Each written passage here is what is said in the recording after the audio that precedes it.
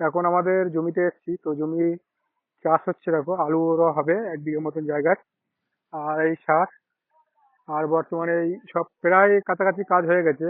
আমার খালামা, তারপর মা, আমার খালাতো ভাই সবাই বসে আছে, ভাগনারা কাজ করছে। এটা এই ঘর হচ্ছে খালাতো ভাইটাকে।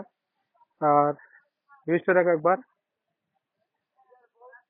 দেখো এটা আমার ভাগনা আর এই কাজ করছে। তাই ভাগনা এই করে দাও। আর সবাই মিলে কাজ করছে এই পুকুরটার, এই জমিতে কাজ চলছে এখন অলরেডি।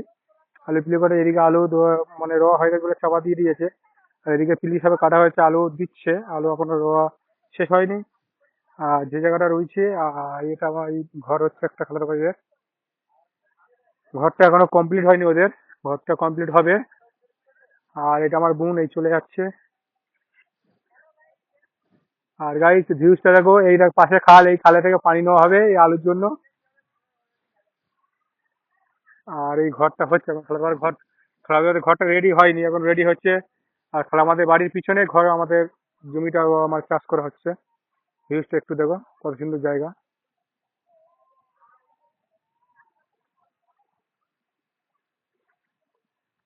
দেখতে পাচ্ছি ওদের ভিউজটা কত সুন্দর। আর এদিকে ঢালাই রাস্তার দিক থেকে চতুর্দিকে এটা কলেরে।